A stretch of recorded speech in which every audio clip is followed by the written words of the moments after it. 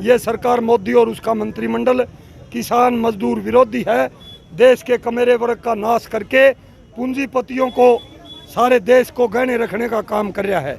जब से मोदी सरकार सत्ता में आई, पुलवामा जैसे हमले करके परिप्लान देश के हमारे किसान मजदूर के जवानों को पुलवामा के अंदर मरवा करके दोबारा देश को भावुक करके जनता को कुर्सी पर बैठ गई। पेट्रोल और डीजल 100 पार, जनता लाचार, पूछने निकली है। एनएन की टीम क्या कर रही है? सरकार जवाब दीजिए। सरकार देश की जनता का, देश के किसान का, देश के मजदूर का, देश के कमेरे वर्ग का सत्यानाश करने पर तुली हुई है। जब से मोदी सरकार सत्ता में आई, पुलवामा जैसे हमले करके परिप्लान देश के हमारे किसान मजदूर के जवानों को पुलवामा के अंदर मरवा करके दोबारा देश को भावुक करके जनता को कुर्सी पर बैठ गई। और उन्हीं किसान मजदूरों के वोट लेकर के उन्हीं किसान और मजदूरों का गला काटने के ऊपर तुली हुई है। पहले खतरनाक 3 काले कानून लागू किए, उसकी लड़ाई जो किसान लड़ रहा है देश का, सारी दुनिया हमारे आंदोलन को देख रही है। उसके बाद सुबह सो करके उठते हैं तो 5 रुपये, कभी 4 रुपये, कभी 2 रुपये, कभी 10 रुपये लीटर के भाव से डीजल बढ़ा हुआ मिलता है। इसमें आज देश के अंदर किसान इंडस्ट्री, एग्रीकल्चर सेक्टर के अंदर जितने डीजल की खपत है इतनी कोई नहीं करता, क्योंकि हमारा ट्रैक्टर डीजल से चलता है।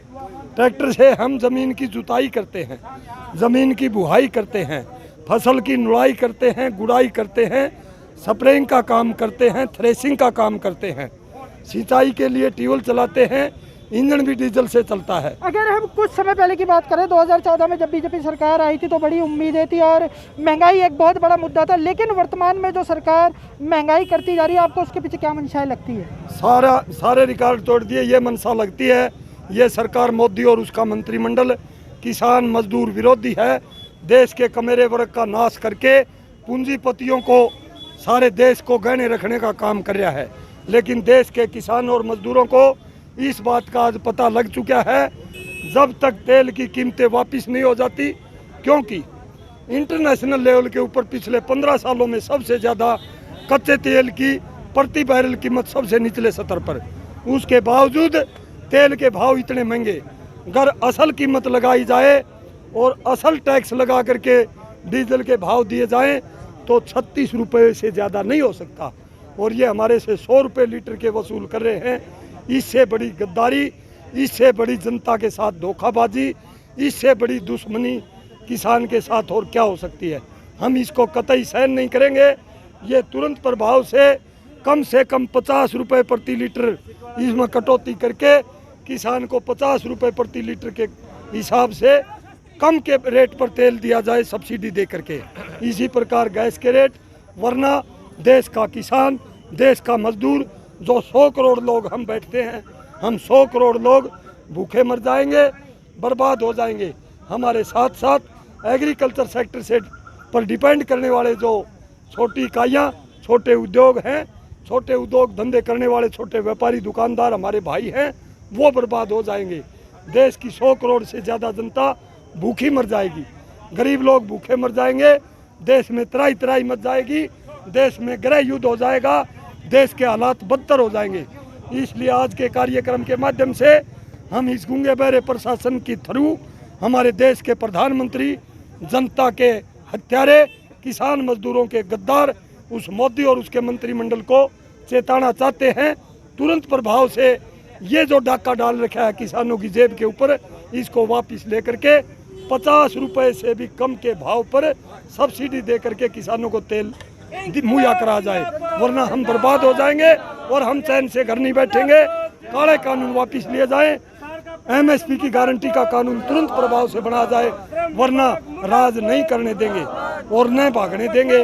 रात को भागना पड़ेगा, रात को।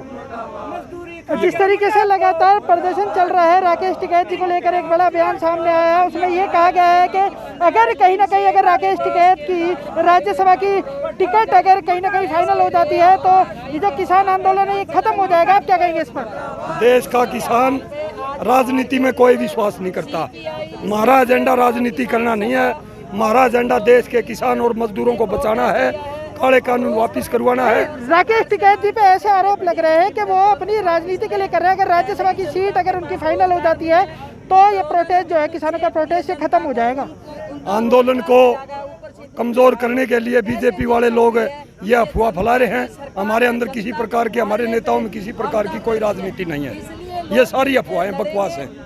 बिल्कुल, आप साफ तौर पर देख सकते हैं लगातार जो महंगाई जिस तरीके से बढ़ती जा रही है उसको लेकर कहीं ना कहीं जनता है उनका कहीं ना कहीं गुस्सा फूट चुका है। और लगातार जिस तरीके से पेट्रोल के और डीजल के दामों में बढ़ोतरी की जा रही है, उनसे आक्रोश में आकर आज ये लोग प्रोटेस्ट करने पहुंचे और इनकी मांग है कि जल्द से जल्द जो बढ़े हुए दाम हैं उनको कहीं ना कहीं वापस लिया जाए। दोस्तों, मैं आपसे कहना चाहूँगा, अगर आप ये वीडियो फेसबुक पर देख रहे हैं तो NAN पेज को लाइक और फॉलो करें। अगर आप ये वीडियो यूट्यूब पर देख रहे हैं तो NAN को सब्सक्राइब करना ना भूलें।